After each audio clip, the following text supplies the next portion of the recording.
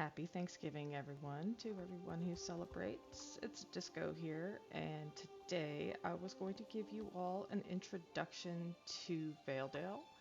Um, we are at the end of the Trailblazer track, which ends December 4th.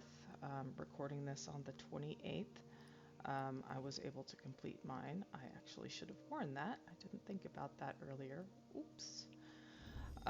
But it sounds like we are getting another Trailblazer track for the um, winter festival. That's what I've heard at least. And I like this because it just gives something to work on while you are playing the game, and you get some goodies while as rewards, kind of like other popular games do with their systems.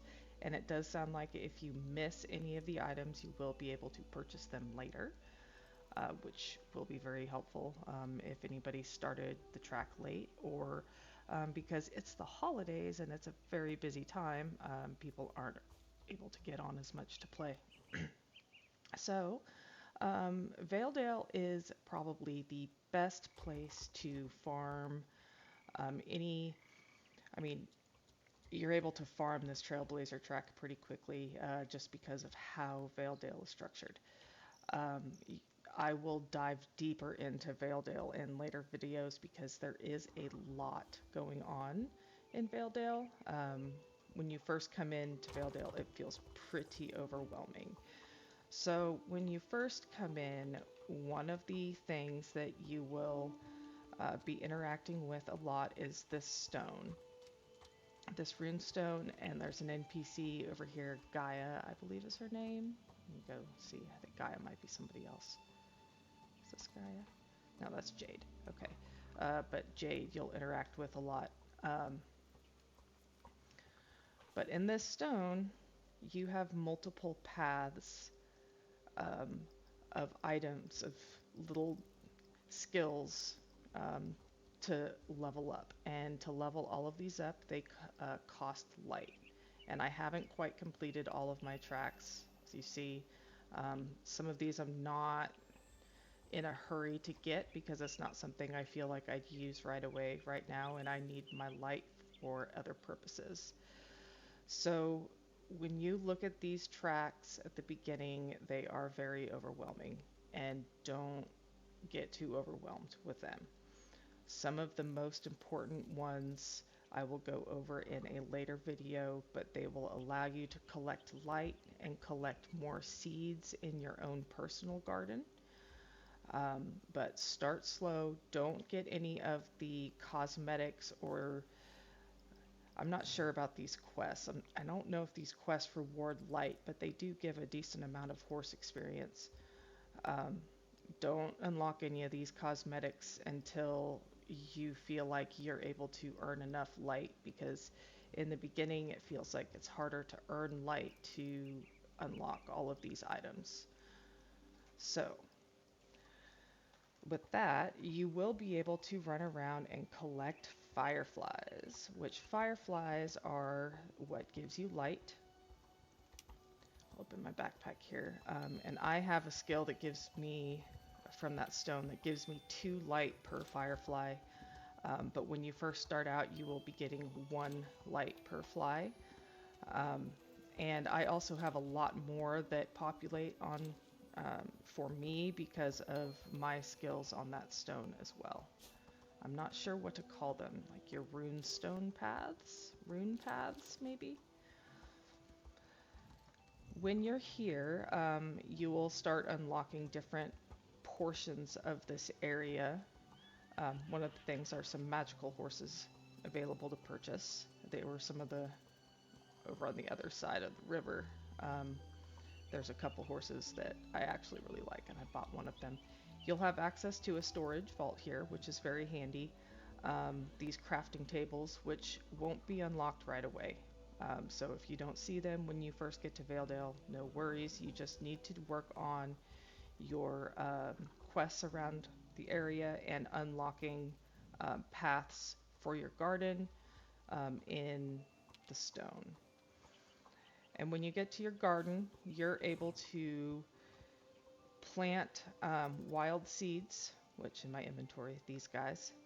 And as you level it up, you'll be able to collect more seeds out of your garden as you're planting or as you're harvesting and planting. You'll also be getting some rare plants. Like I said, it's very overwhelming. There's lots of things, so I don't want to go too deep into all these little details here. The other area that you will see and be working on a lot, as I go over here, there's the stable, is Farah and Farah's track. So you likely have met her on a side quest, running around. She's like a traveling merchant. Before they updated this area, I did not play prior to that update, so I came into this with its current state into Valedale.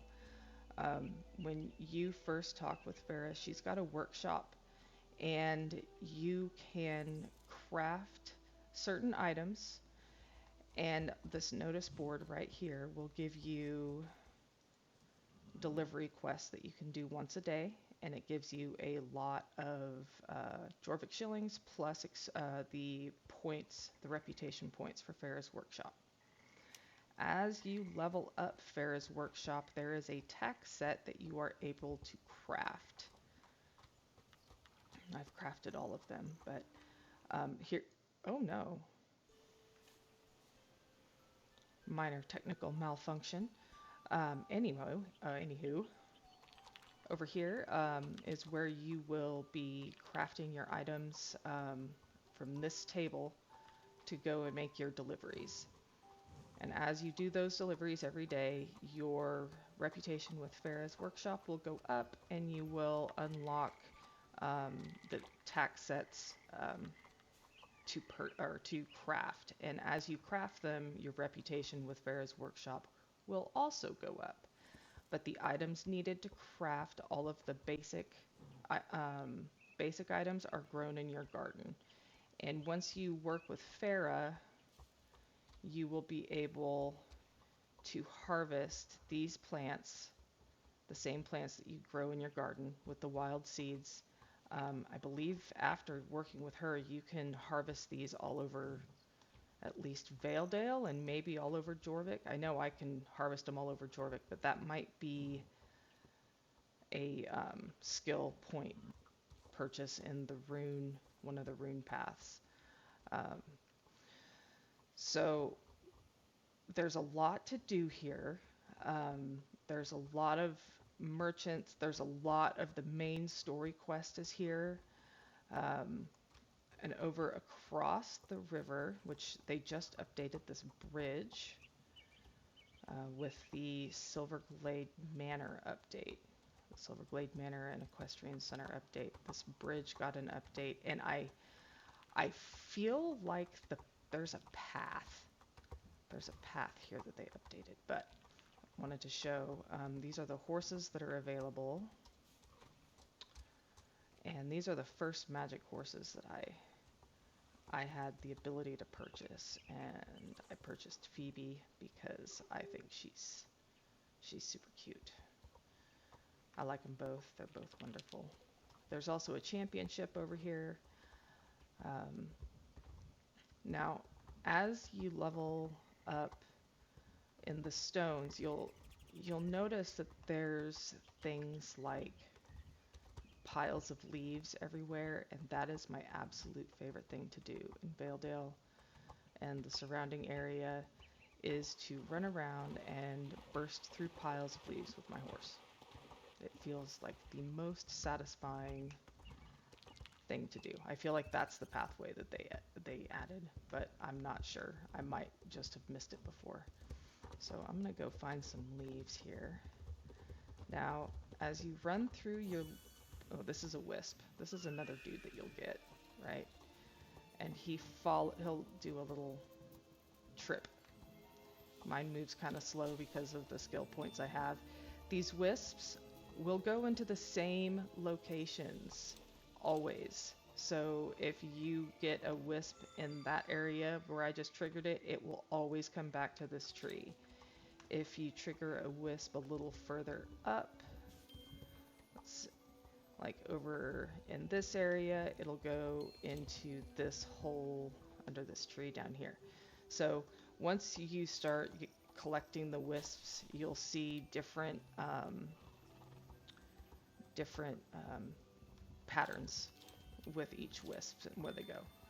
Now, one of my why I first started running through leaves is because that was initially the only way I could get wild seeds, and wild seeds are the only way you can plant things in your garden.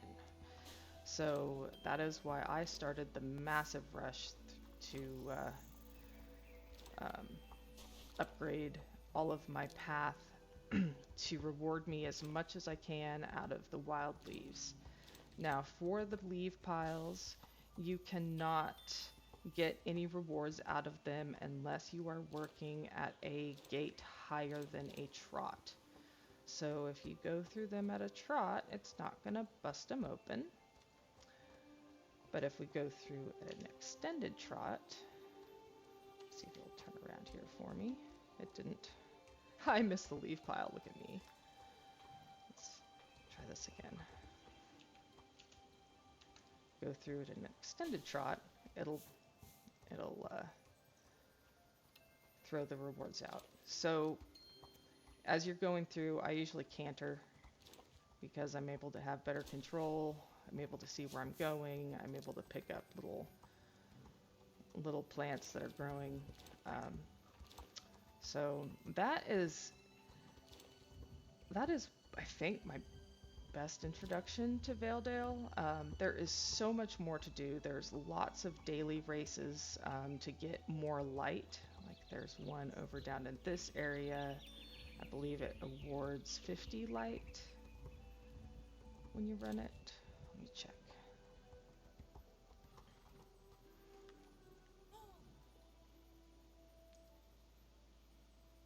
$50 light, yeah.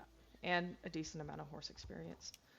Another thing to note, this is a really good way to collect if you don't need your light for purposes for leveling up your runestone paths. Saving some of this can help with a Jorvik shilling problem, especially as we're going into a season with the Winter Festival that's going to have a lot of outfits that will be for sale with Jorvik shillings. So you'll see a lot of people hanging out around here and collecting light and crafting. And as we dive further in with more videos, you'll be able to understand why. And I just wanted to give a shout out. My outfit today is the club outfit for the club that I've finally joined. I finally found a club, and so far they are super fun. Shout out to Summer Bubbles. So thank you for watching. Happy Thanksgiving if you celebrate. Happy holidays. And I hope it is a wonderful time for you all.